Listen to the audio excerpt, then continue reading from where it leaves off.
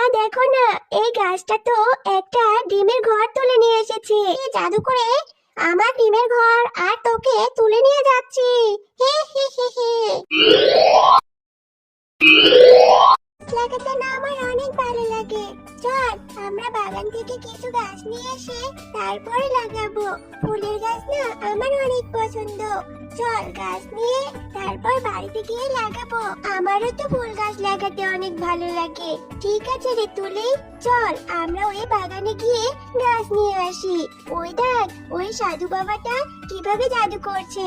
চল চল আমরা গিয়ে দেখি সাধু বাবা কিভাবে জাদু করে। হ্যাঁ চল আমরাও সাধু বাবার থেকে জাদু শিখবো।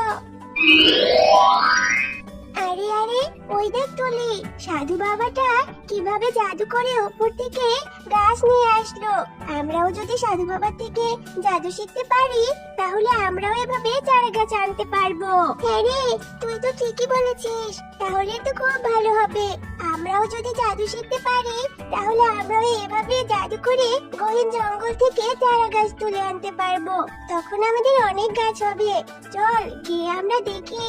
সাধু বাবা আপনি কি আমাদের দুজনকে জাদু শিখাবেন?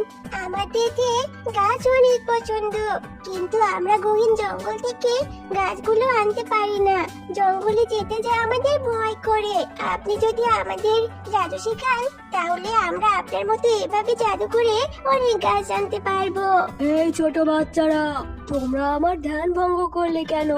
আর তোমরা কত ছোট বাচ্চা, তোমরা কি জাদু শিখতে পারবে? আর জাদু শিখে গাছ এনে তোমরা গাছ দিয়ে কি করবে বলো তো? আমরা যে গাছ লাগাতে অনেক পছন্দ করি, ফুলের গাছ ফলের গাছ, কিন্তু আমরা ওই গহীন জঙ্গলে যেতে ভয় পাই, তাই তো আমরা গাছ আনতে পারি না। আপনি যদি আমাদের জাদু শিখান তাহলে আমরা জাদু করে অনেক অনেক চারা গাছ আনবো। এরপর ইচ্ছে মতো আমাদের বাড়িতে লাগিয়ে দিব। আচ্ছা আচ্ছা বুঝতে পেরেছি। তাহলে শোনো, তোমরা দুজন এই মন্ত্রটি মুখস্থ করে নাও। আর শোনো, তোমাদের এই মন্ত্রপুত শিকড় দিয়ে দিচ্ছি। এই শিকড় হাতে নিয়ে তোমরা মন্ত্র পড়লেই জঙ্গল থেকে গাছ তুলে আনতে পারবে। সাধু বাবা আমরা মন্ত্রটি মুখস্থ করে নিয়েছি। এই জিয়া তুই মন্ত্রটি পড় তো। বাহ, তোমরা অনেক ছোট হলেও অনেক তাড়াতাড়ি কাজটি করতে পেরেছো। তোমরা শোনো, এখন থেকে তোমরা এই শিকড়ের সাহায্যে জাদু করে চারা গাছ তুলে আনতে পারবে। শোনো, তোমরা এই শিকড় দুটি নিয়ে যাও, তবে সাবধানে কাজ করবে, বুঝলে ছোট্ট বাচ্চারা? এতক্ষণে আমার মহারানীর আসার সময় হয়েছে। এই দিয়া সারাদিন কোথায় টই টই করে ঘুরে বেড়াস? সারাটা দিন তোকে বাড়িতে কোথাও পাওয়া যায় না। আর এখন কোথা থেকে আসলি? হাতে করে আবার এসব শিকড় বাকড় কি নিয়ে এসেছিস বলতো? মা আমি এই শিকড়টি আর এই গাছটি গহীন জঙ্গল থেকে তুলে নিয়ে এসেছি। আরে জিয়া তুই এসব কি বলছিস? তুই এত ছোট একটা মেয়ে হয়ে গহীন জঙ্গলে কেন গিয়েছিস? আর তোর দিন দিন সাহস বেড়েই চলেছে। আরে মা তুমি আমার আগে পুরো কথাটা শোনো। আমি তো গহীন জঙ্গলে যাইনি, আমি জঙ্গলের পাশে এক সাধু বাবার থেকে জাদু মন্ত্র শিখেছি। সেই জাদু দিয়ে এই গাছটি গহীন জঙ্গল থেকে তুলে এনেছি। জিয়া তোর কি মাথা খারাপ হয়েছে নাকি? এতটুকু একটা ছোট বাচ্চা আবার নাকি সে জাদু মন্ত্র শিখে এসেছে, যা ইচ্ছে তাই বলছে। আচ্ছা ঠিক আছে, তুই কি জাদু শিখে এসেছিস তাই আমি দেখবো। আগে কাজগুলো সেরে নে। এখন তাড়াতাড়ি ঘরে যা তো। জিয়া এখন তাড়াতাড়ি দেখা তো তোর জাদু। দেখি তুই কি জাদু শিখে এসেছিস। তুই নাকি জাদু করে গহীন জঙ্গল থেকে গাছ তুলে আনতে পারিস। আচ্ছা ঠিক আছে, এখন দেখি দেখা তোর জাদু। আচ্ছা আচ্ছা ঠিক আছে মা, আমি এক্ষুনি জাদু করে তোমাকে গহীন জঙ্গল থেকে গাছ এনে দেখাচ্ছি, তাহলে তো তুমি বিশ্বাস করবে আমার কথা। এরপর জিয়া সাধু বাবার বলা মন্ত্র পড়ে জঙ্গল থেকে জাদু করে চারা গাছ তুলে আনে। আরে জিয়া তাই তো দেখছি, তুই তো সত্যি সত্যি জাদু মন্ত্র শিখেছিস। আর জাদু করে কিভাবে গাছগুলো তুলে আনলি? আচ্ছা ঠিক আছে রে মা, আমরা এই গাছগুলো আমাদের বাড়ির পাশে লাগিয়ে দিব। হ্যাঁ মা, আমরা এই গাছগুলো রোপণ করে দিব। এরপর বড় হয়ে এই গাছে অনেক অনেক আম ধরবে। সেই আমগুলো আমরা খেতেও পারি। রোপণ করা গাছগুলো কত বড় হয়ে গেছে, আর কত পাকা পাকা আমও ধরে আছে। আমরা এই গাছ থেকে এখন থেকে আম খেতে পারবো। হ্যাঁ রে মা, তাই তো দেখছি গাছে কত সুন্দর টসটসে আম ধরে আছে। আমরা এই আমগুলো খেতেও পারবো, আবার আমাদের প্রতিবেশীদের মাঝে বিতরণও করে দিতে পারবো। আচ্ছা ঠিক আছে রে মা, এখন চল কিছু খেয়ে নিবি। এই সকাল থেকে তো কিছুই খাসনি, চল মা তাড়াতাড়ি চল। হ্যাঁ রে মাজিয়া, তাড়াতাড়ি আয়, দেখ না আমি তোর জন্য তোর পছন্দের খিচুড়ি রান্না করেছি। তাড়াতাড়ি এখানে আয়, আমি তোকে এখন মজা করে খিচুড়ি খাইয়ে দেব। মা, তুমি কি শুধু খিচুড়ি রান্না করেছো? আচ্ছা, খিচুড়ির সাথে একটা ডিম ভেজে দাও না, খিচুড়ির সাথে ডিম খেতে অনেক মজা লাগে। না রে মা, আমি তো ডিম ভাজিনি, ঘরে যে ডিম নেই, কি করে তোকে ভেজে দেব? এখন তুই শুধু শুধুই খেয়ে নে। না মা, তাহলে আমি খিচুড়ি খাবো না, তুমি খিচুড়ি খেয়ে নাও, আমি ডিম ভাজা ছাড়া কিছুতেই খিচুড়ি খাবো না। জিয়া, জিদ করিস না মা, এখানে আয়, দেখ আমি খাইয়ে দিচ্ছি, আমি খাইয়ে দিলে দেখবি মজা লাগবে। আচ্ছা আচ্ছা ঠিক আছে মা, তুমি এখানে একটু বসো, আমি সেই সাধু বাবার দেওয়া শিকড় দিয়ে জাদু করে একটা ডিমের গাছ তুলে আনবো, এরপর সেখান থেকে ডিম ভেজে খাবো। আরে আরে জিয়া, কোথায় যাচ্ছিস? দাঁড়া দাঁড়া, তোর মাথাটা একদম নষ্ট হয়ে গেছে।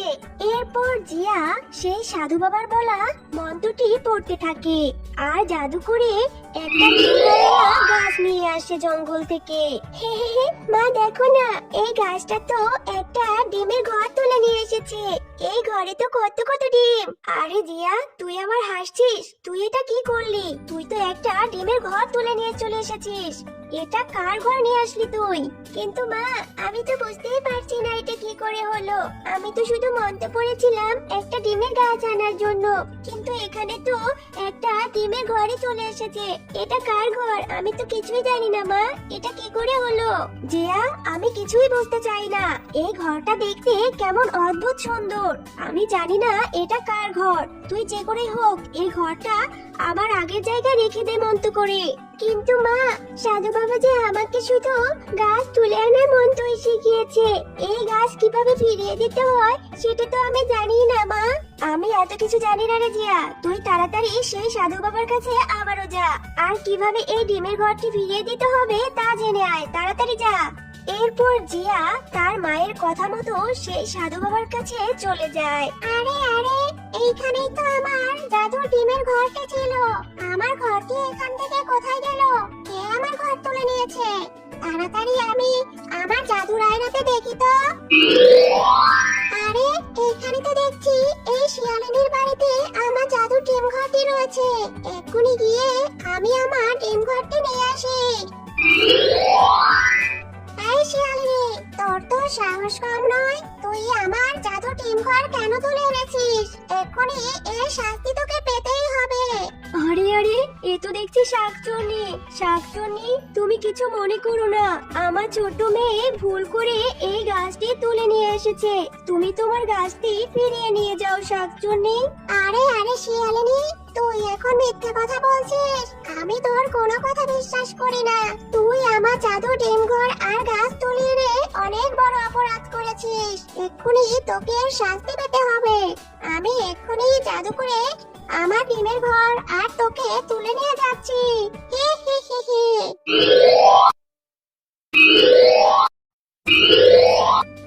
এখন থেকে তুই সারা জীবন এই জঙ্গলের মধ্যে পচে মরবি, আমার দাসত্ব করবি। হি হি হি হি।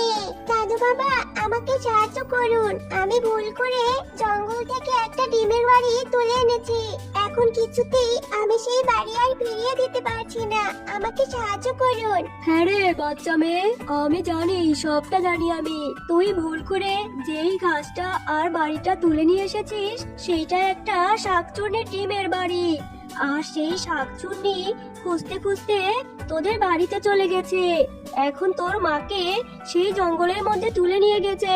সাধু বাবা, এটা আপনি কি বলছেন? আমার মাকে ফিরিয়ে এনে দিন, আমি তো ভুল করে গাছটি তুলে এনেছিলাম, এখন আমাদের কি হবে? আমাদের সাহায্য করুন।